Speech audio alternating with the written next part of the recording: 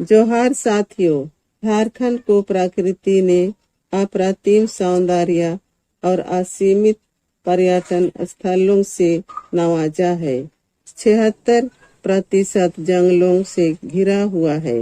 यह प्रदेश भारत का 40% खनिज अकेला प्रदान करता है।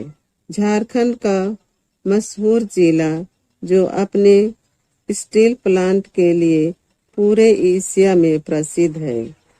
बोकारो जिला का एक महत्वपूर्ण प्रखंड गोमिया जो 1800 किलोमीटर स्क्वायर पर फैला है, जिसकी आबादी लगभग 60,000 है। यह शहर अपने एक्सप्लोसिव लिमिटेड IEL के लिए जाना जाता है। यह फैक्ट्री 1956 में बारूद बनाने के लिए रसिया के द्वारा बनाया गया था। कारखानों के वजह से आसपास में लोगों की आबादी बढ़ गई, जिससे वनों को काटना पड़ा।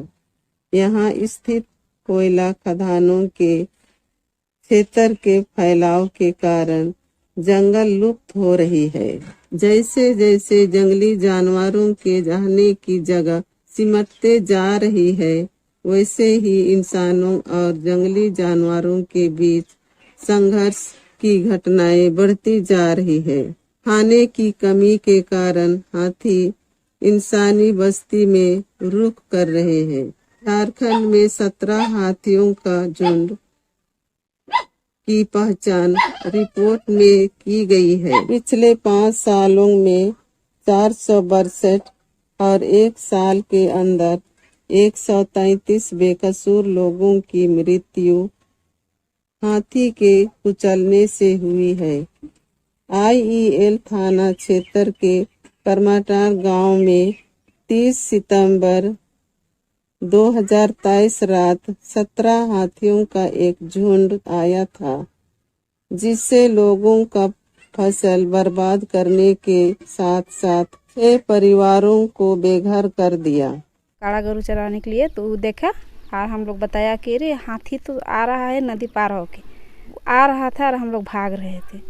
ऐसे हुआ घर में कि हम लोग बाँच गए। हम लोग का घर का भी जितना सारा बर्तन डेगची हाड़ी सब था, सब बर्बाद हो गया। घर तो धंस गया। हम लोग तो रहेंगे कहाँ इतना ठंडा में बाल बच्चा लेके। मेरा 2 ठो सास ससुर भी है, वो भी मेरा साथ रहते हैं। 4 गोतनी है, चारों का नुकसान हुआ है पूरा हम लोग का। तो चारों में से किसी की नहीं हुआ है। अब बोलते हैं, हम लोग बोलते हैं तो मुखिया वार्ड बोलते हैं कि हाँ हाँ हो जाएगा, आप लोग इतना घबराओ मत, हो जाएगा। सामान उमान जैसे बेचते हैं, पहला सराही बेचते हैं, चावल नापने वाला, और बनाते भी हैं अपने से हम लोग, और उसी तरह से बेचते हैं और उसी बाल बच्चा को उसी तरह से पालते हैं। 35 आदमी हैं हम लोग, ठंडा में कहाँ रहेंगे। ये लोग इतना गरीब हैं कि खाने पीने का इंतजाम करें बाल बच्चा के लिए कि घर का जो नुकसान हुआ उसका भरपाई करेंगे। करमाटार में हाथी के कारण हुई नुकसान का भरपाई के लिए मुआवजा अभी तक नहीं मिला है। इसकी जानकारी लेने के लिए वन विभाग के अधिकारी से मिली।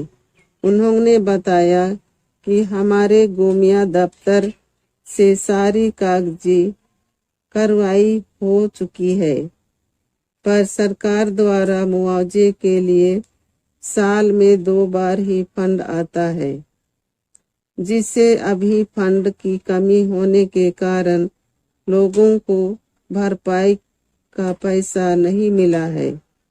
फंड आते ही सबों को मुआवजा मिल जाएगा।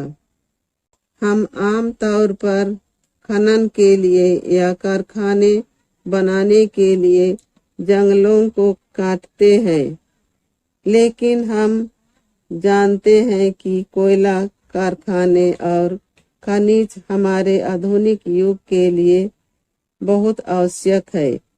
इसलिए पारिस्थितिक संतुलन बनाए रखने के लिए अधिक पेड़ लगाए जाने चाहिए, जिससे जंगली जानवरों का घर नहीं उजड़ेगा और बिना किसी को नुकसान पहुंचाए वे शांति से रह सकेंगे।